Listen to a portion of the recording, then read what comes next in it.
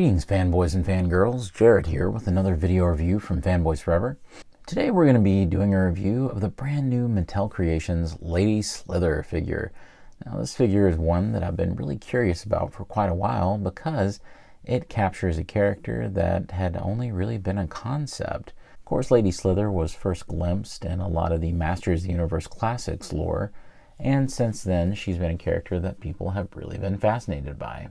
Lady Slither's always been near the top of people's requested characters, and this serves as an opportunity to finally add her to our collections. This figure was released as a Mattel Creations exclusive and was right around the $35 mark. But before we begin, be sure to subscribe to the channel, be sure to like the video because that really does keep the channel going, and of course be sure to comment down below, letting me know what you think of this figure. And with all that out of the way, let's begin. So just having a look, we can see that it has a really cool kind of outer box that has an engraved kind of embossed image of Lady Slither with all these snakes around her face. It's incredibly ornate and cool looking, and we have the title of the character. Not only that, but at the top we have this cool kind of gold Snake Men logo. On the sides there's just more scales, and on the back you actually have this really cool bio all about Lady Slither and her place in the lore. Some cool stuff back here. Once you slide that off, you just have the figure and packaging inside. And this is really nice. Of course, you can see the figure packaged in the box. And much like Mossman, it's a very similar kind of box. This is, I suppose, their kind of exclusive deluxe packaging. And just like Mossman, you have some really cool artwork on this top flap right here, and showing Lady Slither and Fangor and some kind of mystery new snake men back there. So you know what? We may very well get these guys. We even have the snake lair back there. So this is something that I'm really hoping they announce in October won that fan vote. It is worth noting that she is an evil slithering viper. How dare her. Over here we have a little flying snake, huh? Now there's a nightmare for me. We have a little bit more over here on this side, and on the back, boy oh boy. To me, an image like this says that you have your doctorate in evil, not just your bachelor's or master's. It's pretty fascinating. I'm also really fascinated by Snake Man Nepthu over here from the old Filmation cartoon. I think that we'll be seeing him pretty soon, and I do think that we'll probably be seeing a lot of these snake characters because it really does seem to be something that the Masters Origins team is passionate about. Of course, you're not going to be finding her in stores since she was Mattel Creations exclusive, but here is the barcode. All right, let's go ahead and get her out of the packaging. And of course, it does come with this mini comic, which I'm happy to say is in better condition than my Mossman mini comic was in the same type of packaging. This is a really cool comic. I thought it had some really interesting twists and turns, and it really does set up the relationship between King Hiss and Lady Slither with some unexpected sorts of things. It also kind of gives a little closure to some ideas that I talked about in the last mini comic that we got for one of these special releases, but you'll just have to read it to find out more. Now, the interesting part about this figure is that it's mostly new parts. There isn't a whole huge amount of reuse going on here that you might expect. Of course, you know, the arms and the hands and everything, those are all reused. And the legs are more of that modern type of female configuration we see with the more realistic knees and everything. But there's a whole lot of new pieces at play. I really like the new chest piece that they have for her snake armor and the new head. And one really interesting new addition is the female version of the furry shorts. They're very well made in that they allow a lot of leg articulation, so I think that was a really good surprise for this. And plus, we have a new cape. Of course, there's a whole other mode that we've not shown yet, but we'll get into that. Now, just looking at the figure, we'll start at the head sculpt. Now, this is actually a part of the figure that I'm still kind of unsure about. For whatever reason, I'm not really 100% that they actually captured the look of the artwork that I've seen of this character in pretty much anything. I don't exactly know what it is that's happening, but somehow or another, it just isn't quite reflective of some of the artwork. It almost feels like the eyes are a little high or something on the head, And it's not a paint problem. The paint is perfectly aligned to the sculpt, so that's not it. And maybe it also feels like just the proportions of the face are a little strange. I'm starting to feel like the staff of The Office, where they've got that picture of Hilary Swank and they're trying to debate whether her facial proportions makes her good looking or not. That's not what this is meant to be. I'm just saying that to be reflective of the artwork that we've seen, it almost is a little off. So I think that lets the figure down a little bit. And like I said, if I could put my finger on it a little more closely, I would. But there's just something that's not quite there. I think from the side, it looks better than it does from the front. It almost falls flat or seems a little expressionless or a little bland. So even though the production, I think, is there, it's still not quite coming together for the face. I do like, however, the really nice kind of headdress piece, and that they actually use some pretty effective gold paint. And she has a really nice sculpt for the brown hair, so those things really do work out. Like I said earlier, I really do like what they did with the chest armor with the giant snake fangs there. They were able to paint these gauntlets up, and they're still the same sculpt as what Tila wears and everything, but they actually painted those kind of, squiggle marks, I guess. What is a little disappointing is that there's no paint on the furry underwear piece here, and that I think the belt should have at least been a different tone than the rest of the fur, and I think that cheapens it a little bit. Once again, especially for this to be an exclusive on Mattel Creations, you would almost think that would be the order of the day, not to spare any expense. And then moving on down, the standard boots work really well. In the back, you can see the cape, and I think this is a nice new piece. I'm really hoping that they'll find other ways to utilize this cape later on. So overall, I like this mode of the character, but I definitely think there's more to explore when we start using the other pieces it includes. So let's talk about those. But before we do, I will show you that yes, with this new piece for the midsection, the kicks are able to go so much better than they were before. And you can of course get some splits. But other than that, there's really no use in me talking about any of the standard articulation that we've mentioned a million times here on the channel.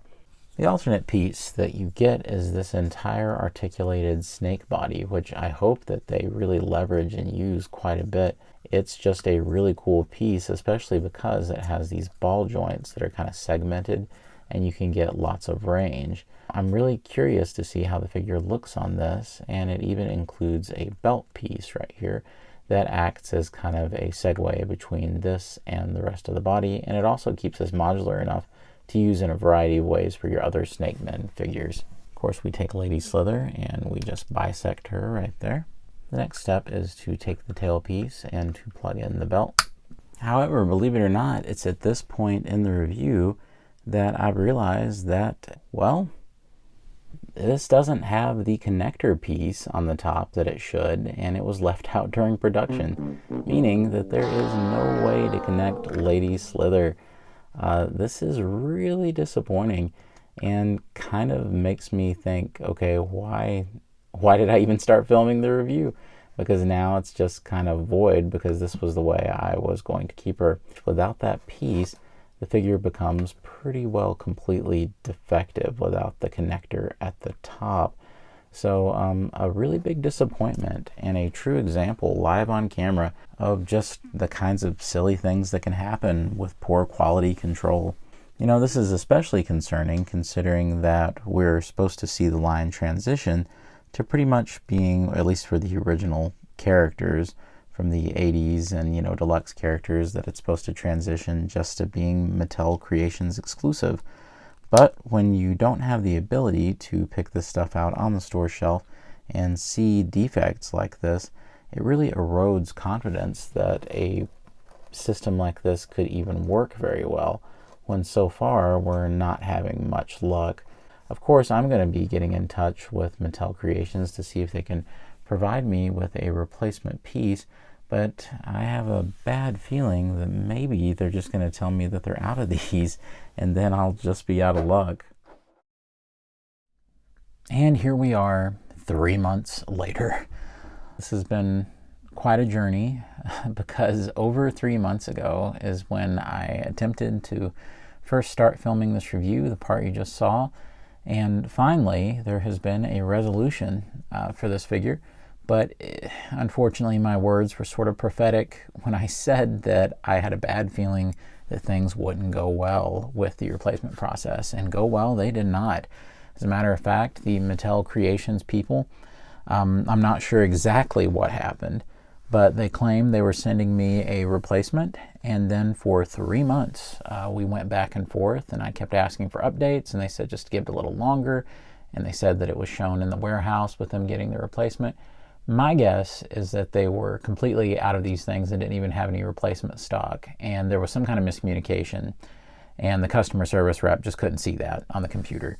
Of course, I never want to take out these kinds of frustrations on these reps and these people who are just, working a call center or email response thing. That's never the right way to go. But I mean, it was a very frustrating process, and eventually they did acknowledge, after 3 months had passed, after I had to check in again, that it must be lost, and they just ended up refunding my money. So value really high on Lady Slither right here because she was free, but not exactly free, as you'll soon see. The way that I resolved this was by fixing it myself. Now, you saw where earlier in the review I talked about how there was no connector piece on the little Segway belt here between the snake tail and the Lady Slither torso. Well, I'll show you. It's not exactly what you might expect.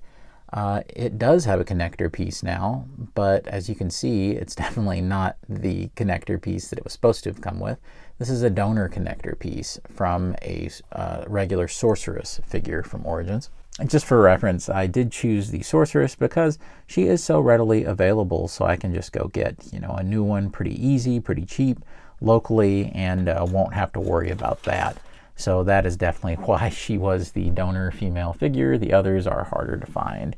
Unfortunately, my Sorceress figure was the unlucky participant in this little experiment. And you can see that I had to crack the lower body open in order to free the piece. Thankfully, they are universal, but it also meant that I had to crack open this belt piece. And you can see some pictures of how I had to do this. It was a major pain getting this piece, the midsection just cracked open so that we could get to that piece. That was really difficult.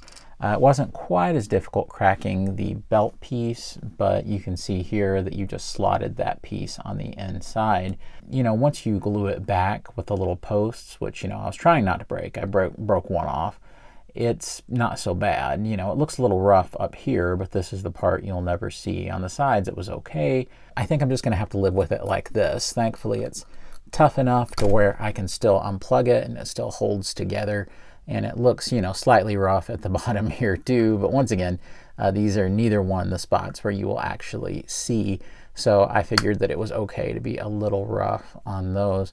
But what an absolute saga to have to go through to get this thing just to be able to connect. It's really kind of crazy.